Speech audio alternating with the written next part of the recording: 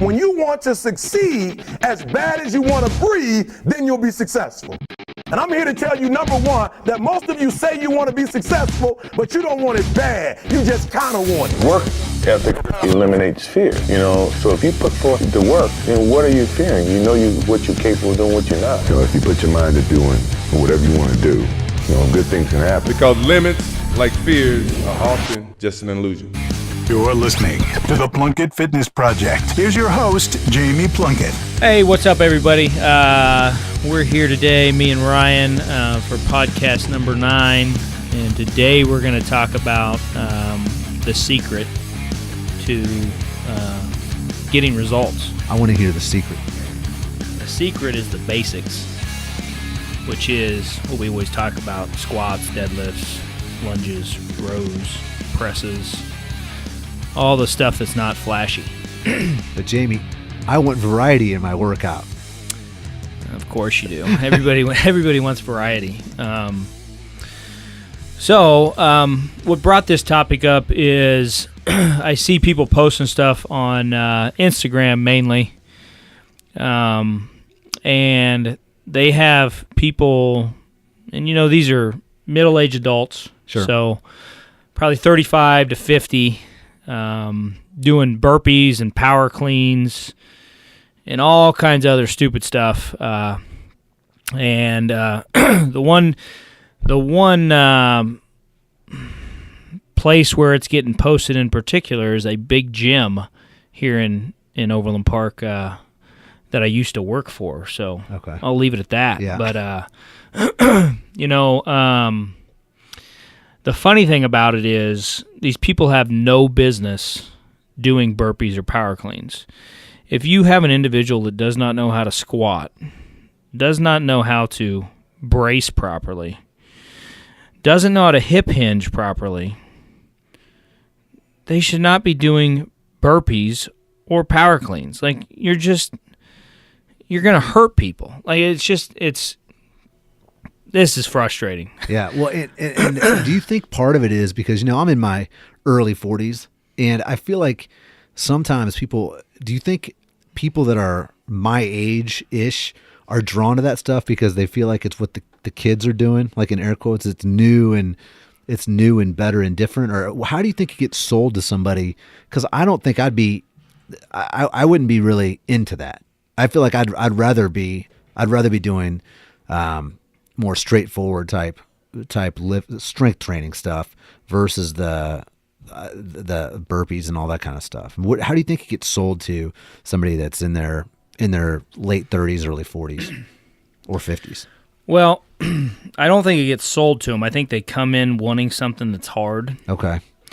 And I think that's really how all this stuff, explodes into the fads and the trends that we have, which is,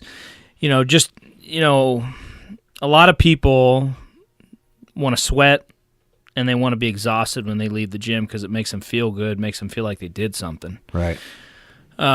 Which this is a whole nother topic, but I mean, that usually is the beginning of a downward spiral of everything. Usually if you're exhausted when you leave the gym, you're eventually going to quit. It's going to affect your appetite in a negative way, so you're going to be eating shit that you shouldn't be eating.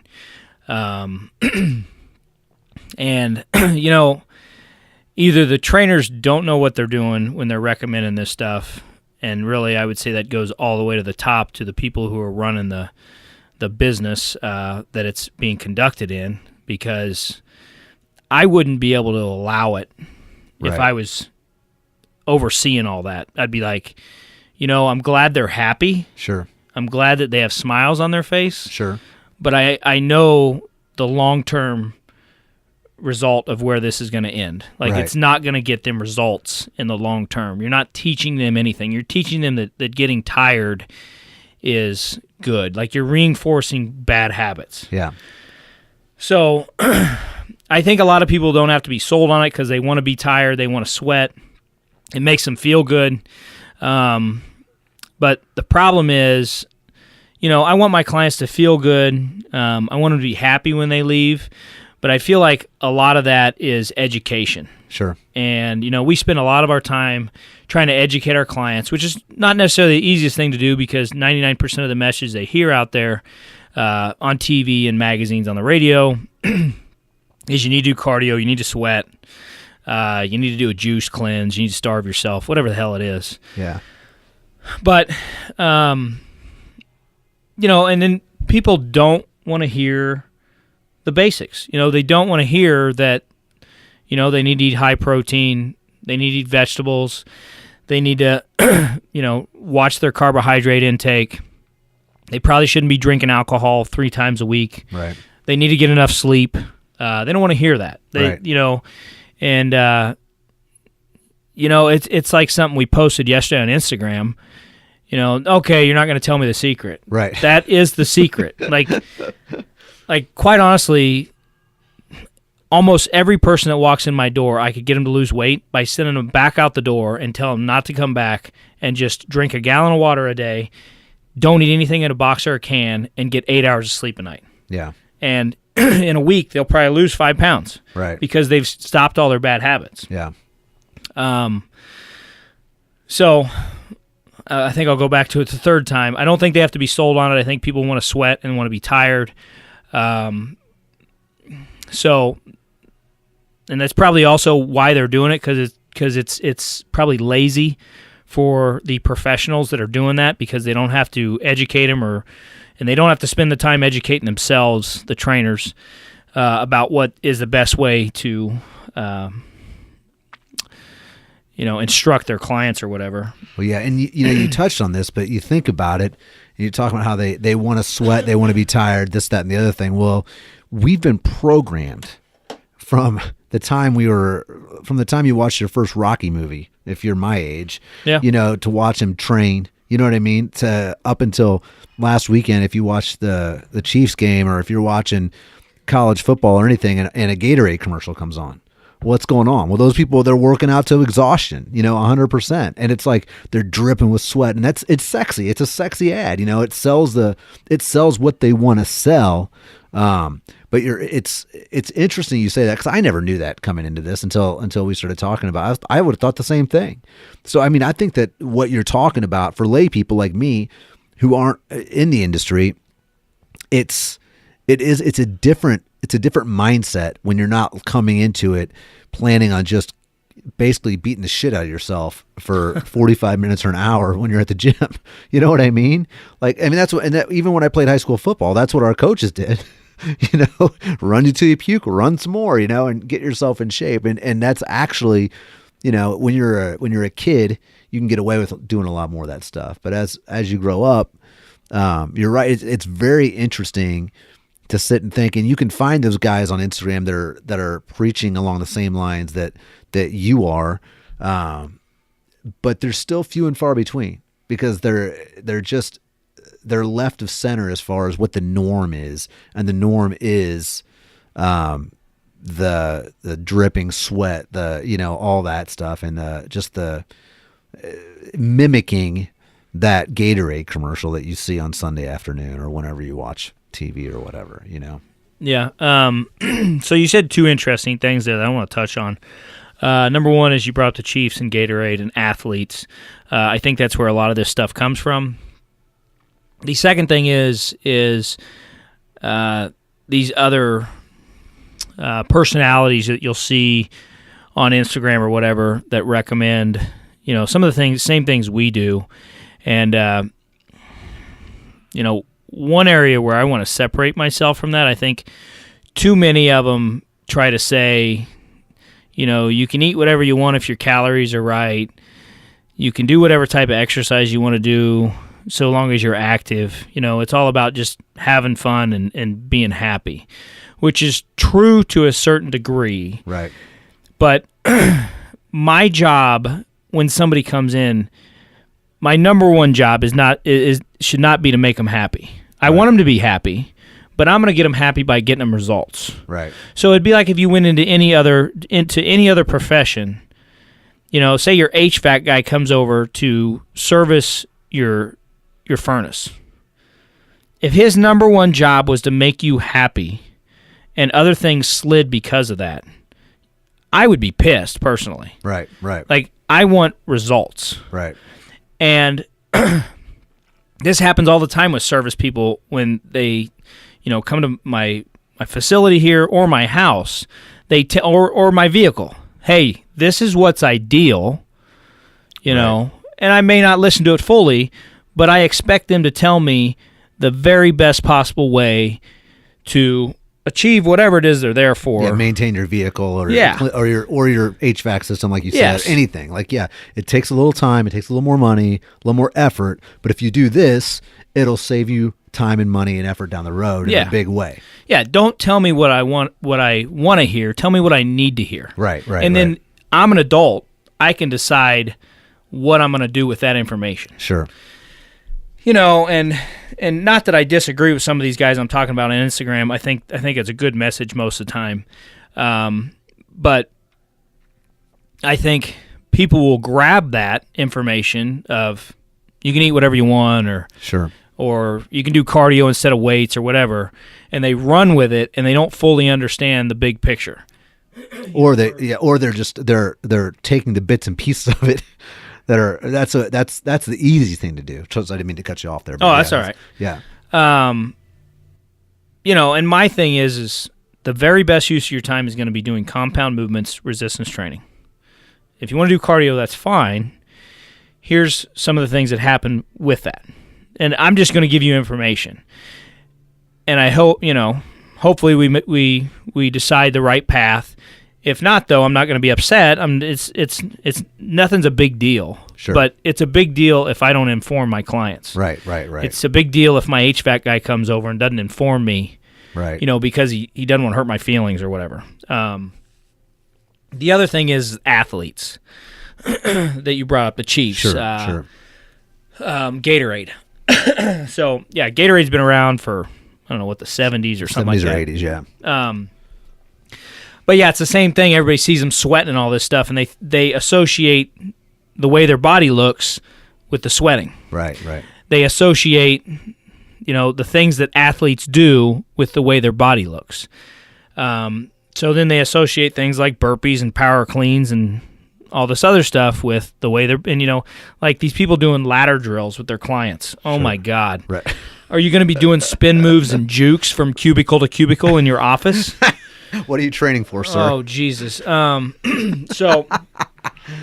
the thing is like those people at professional athletes, they are so fine-tuned because that is their job. Right. If they show up out of shape, that is like you showing up 4 hours late to work. Right.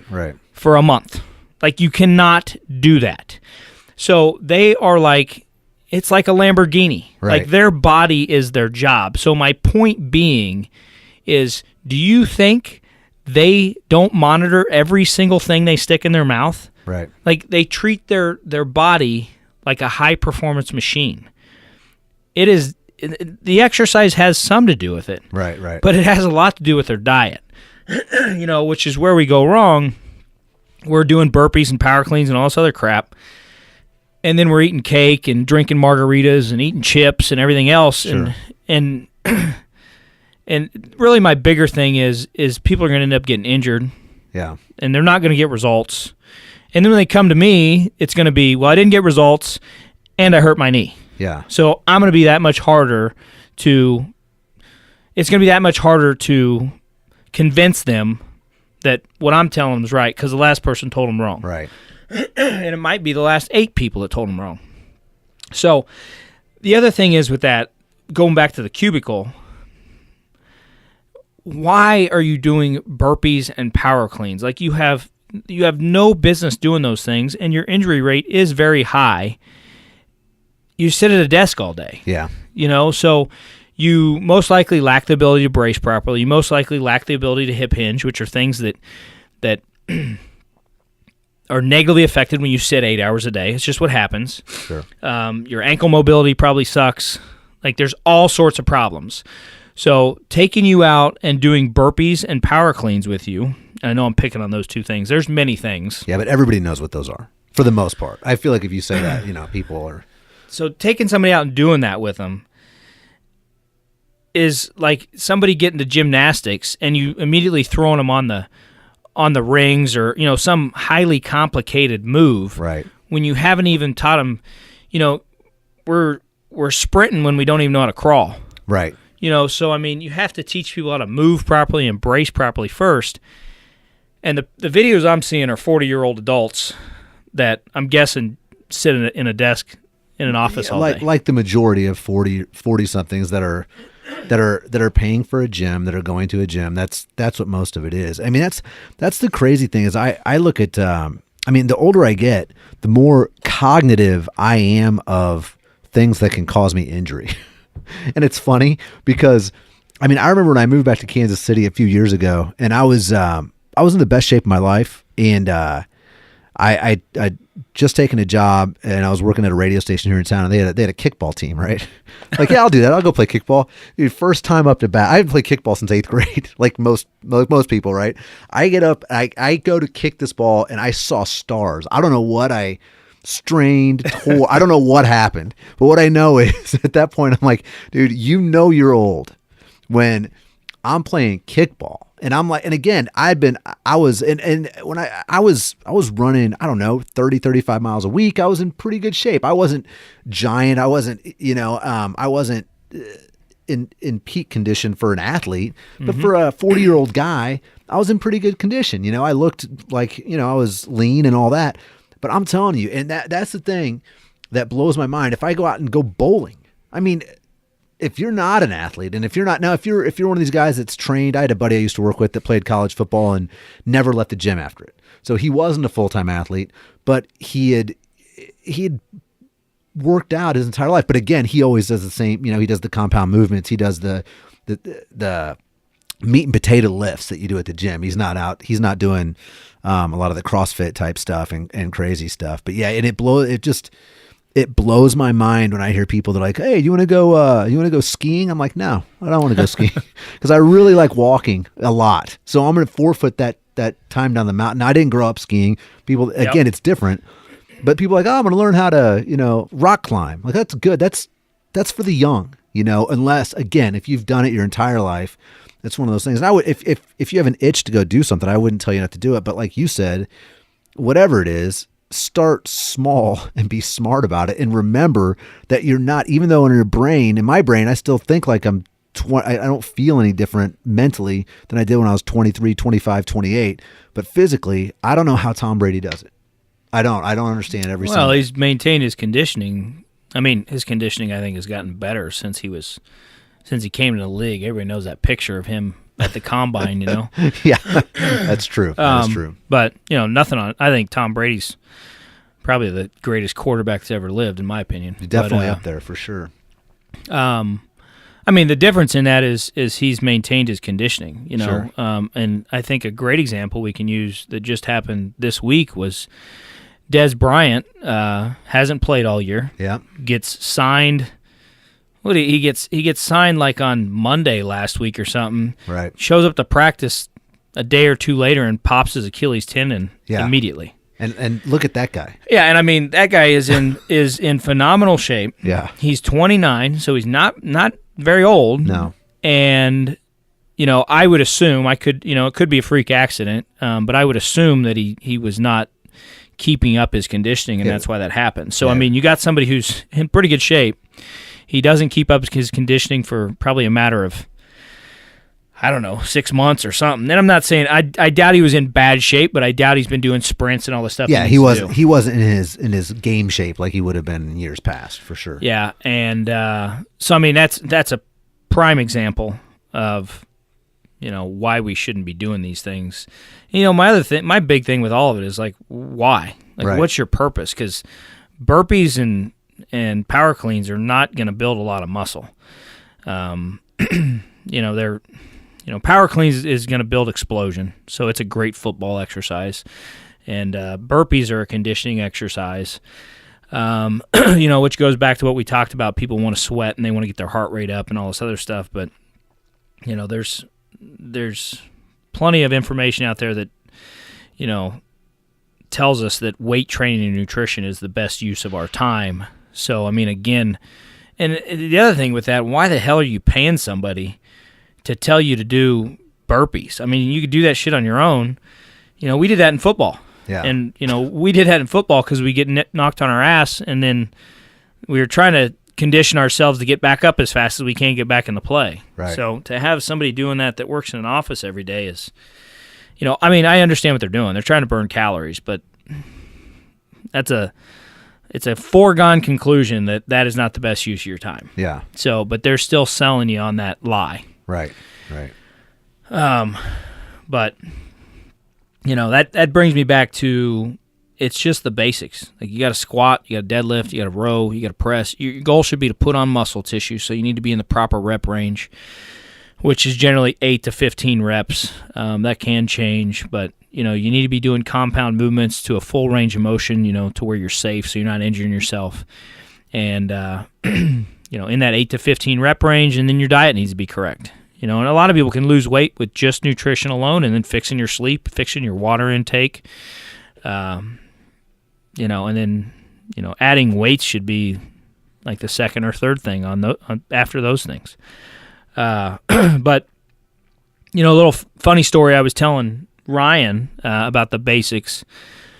And so I have a client that played college football. He was pretty successful, and then he's got 2 sons that play high school football, and 2 other sons that will play college or high school football rather. So whenever he comes in and I train him, I train his sons as well. We talk a lot about football, and you know, I don't know if you guys remember, my dad was a football coach growing up. That's all I really knew. We played football or baseball all the time growing up. Sure. So you know, me and this client talk about football, and it's great conversation every time he's here. And you know, I'll mention some of the things about my dad. You know, I wasn't necessarily a great football player. I was pretty lazy growing up. I think I've mentioned that.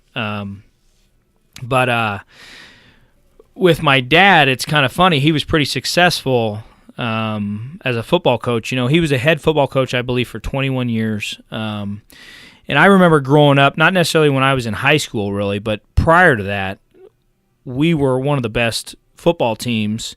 You know, his team was one of the best football teams in the state every year. They'd be ranked number 1, you know, sometimes for half the year or more. We usually make the playoffs. We never really had a lot of success in the playoffs, but we had, you know, quite a bit of success growing up. Yeah, you're consistently good. Yeah. Solid team, yeah. And, you know, the funny thing is whenever I was playing, so when I got into high school, and you know, I kind of stayed out of the way probably until my junior or senior year, just because I was pretty ornery growing up, and I think my dad was, you know, he probably didn't want to deal with me a whole lot, so I tried to stand out of his way because I was ornery. Yeah, you know, it was my own, it was self-inflicted. But I remember my senior year, I'd always bug him. You know, we were pretty good, so I would screw off quite a bit, which I shouldn't have, but. You know, I would always suggest to him we should run a flea flicker, like they had on Techno Bowl when I was growing up. That's logic. That's sound logic. Typical idiot male high school thinking. Let's mimic the 8-bit video game that we played. Yeah. Hey, dude, it worked great on Techno Bowl. Of course it did. Yeah, you got that control. Yeah, I mean, I think it was like the 90 Giants or 91 Giants. Look, we could talk vintage video games. I played very few, but that, like, if Mike Tyson's Punch Out was any indicator, I could have been a world-class champ.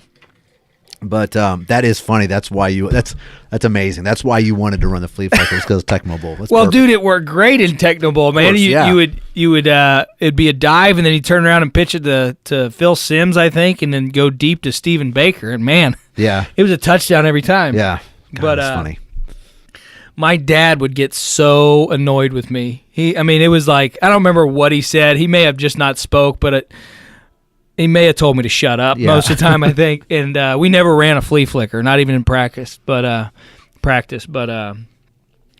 so, you know, the funny thing is, me and my client are talking about this all the time, and I'm like, you know, all we ever did was run the ball. Yeah.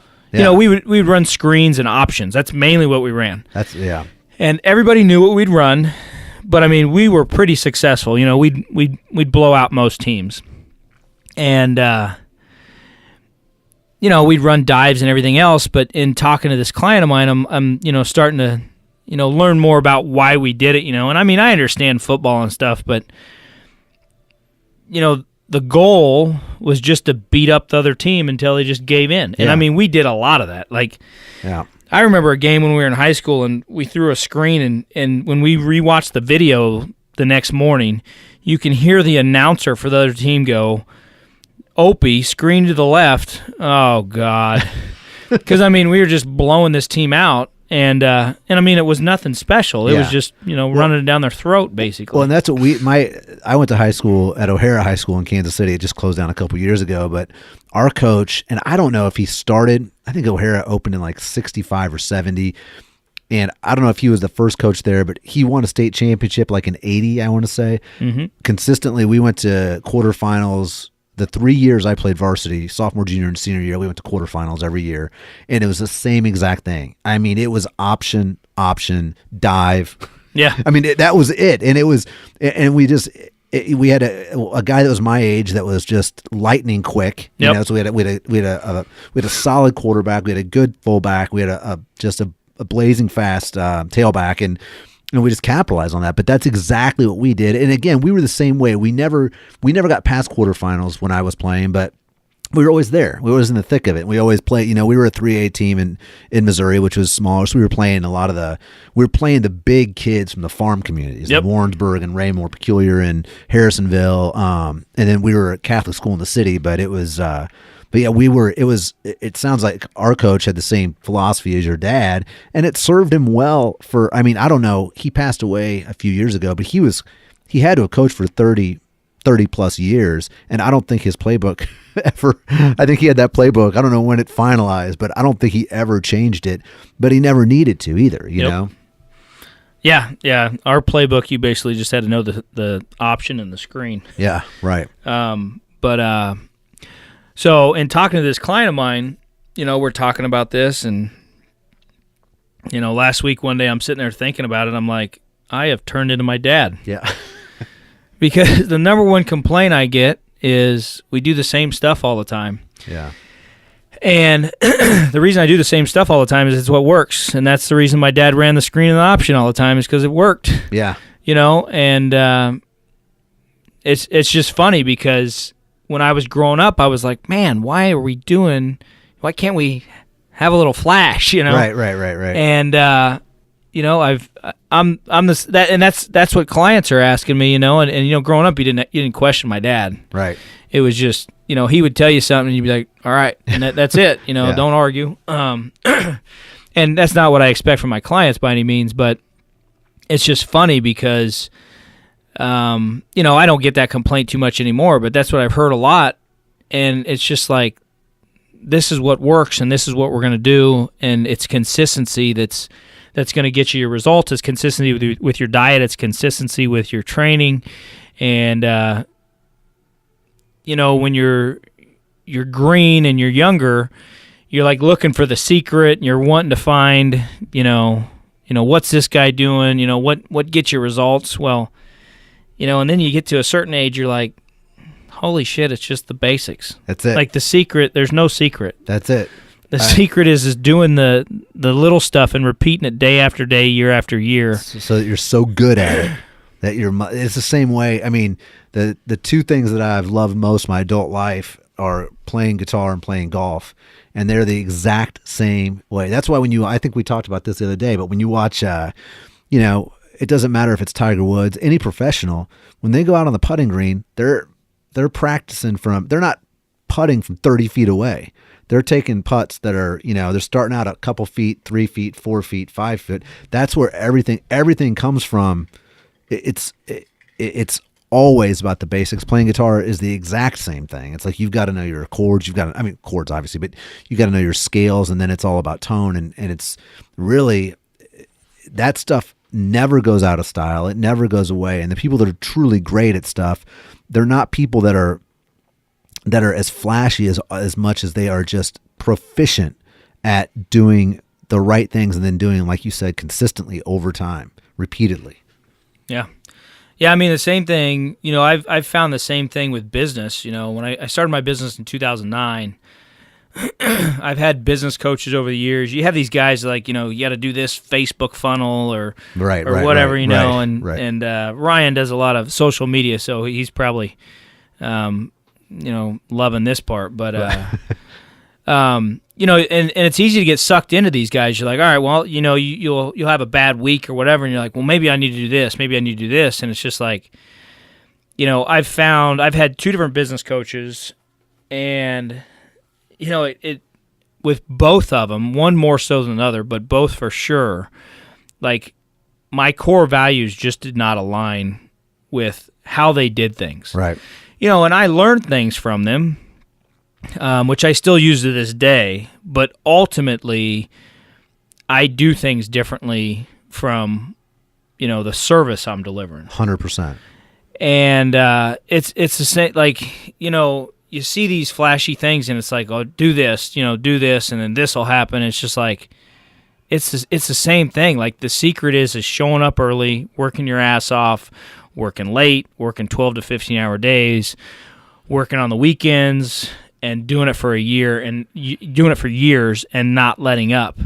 Yeah, you under-promise, you over-deliver. You take care of people.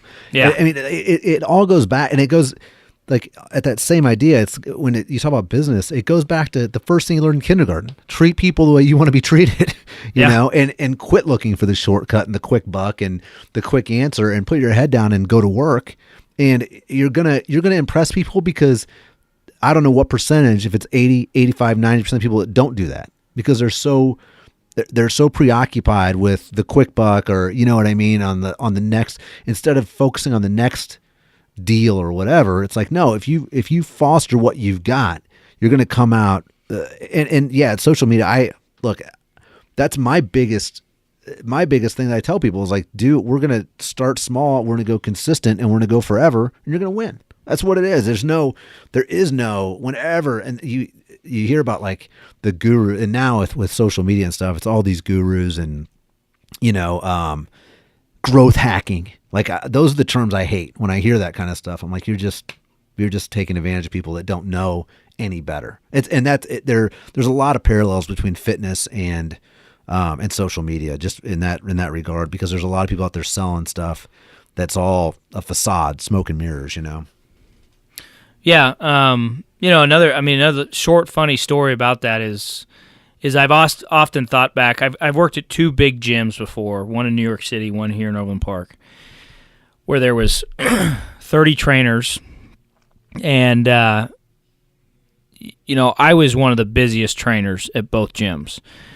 And I've often thought back and been like, well, why was I one of the busiest trainers? Right. And I can tell you it wasn't necessarily because I was exceptional. I mean, I did a good job with my clients, and I did the basics. And I will say a lot of the trainers did not do that. But if I compare myself to some of the great coaches that I follow, I'm not at that level. So it's not that I was exceptional or whatever else. I think I did a good job with my clients and took care of them and got them results, and did everything I could to get them results. But what separated me at both places was I said yes to my clients. Right.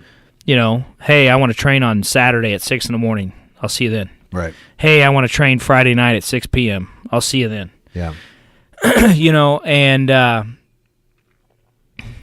That's what really separated me at both places is a lot of trainers, want to have 2 days off, or they don't want to work evenings, or they don't want to work early mornings, or they want to take vacations and all this other shit, which is fine if you have somebody else paying your bills. Right. But when I was at both places, man, I was just trying to put food on the table and pay my rent. So the last thing I was going to do was tell somebody, no, I'm not going to train them at a certain time. And the funny thing is that's not the answer you hear from business coaches, but that's really the way to be successful is don't say no, and get people results and do every single thing you can to meet their needs. And, customer service is the most important thing. And, you're going to have to work when everybody else isn't, is a common thing is a unique thing, I guess I've heard, not common, unique from one of my bosses years ago. Yeah. But yeah, I think the big message today is stop with all the flashy stuff. It's, we've mentioned this before. You got to get your nutrition right. Sleep is a lot more important than people realize. A lot of times fixing your sleep will help your metabolism. It'll help your appetite. So get your sleep right, get your nutrition right. And then when it comes to exercise, people are busy. You need to take your time with exercise and invest it as wisely as possible, unless you just have an abundant amount of time to spend exercising, which most people do not. So, when you start looking at exercise, it needs to be doing compound movements and doing the basics. Learn how to squat, learn how to row properly where you're using your back and not your bicep. Learn how to do lunges properly, learn how to deadlift properly, learn how to press properly. And then we get a lot of people, when I say those things, they're like, well, squats bother my knees, deadlifts bother my back, presses bother my shoulders, all these things. 99 times out of 100, when I hear that from people that come in my door, it's because they've been doing it wrong. So make sure you're doing them right. I've had clients come in, I'm shocked by this, but I've had clients come in who have been with a trainer for 18 months and they don't know how to squat. Yeah. That is just horrible. I mean, squatting is as simple as sitting down on the toilet, and you're going to do that, hopefully 1 to 5 times a day. If you're a female, maybe more than that. But if your trainer is not teaching you how to squat properly, you need to get a refund. You get a new trainer? Yes. You might need a new trainer if is that your new bit? Yeah. Yeah, that's horrible. So I think that's all I've got today. I think Ryan's good over there too. All good, all set. You guys make it a good day. Let us know if you have any questions or comments on this podcast. Share it with your friends if you find good information in it. And leave us a review if you can. Have a good day. Thanks for listening, guys.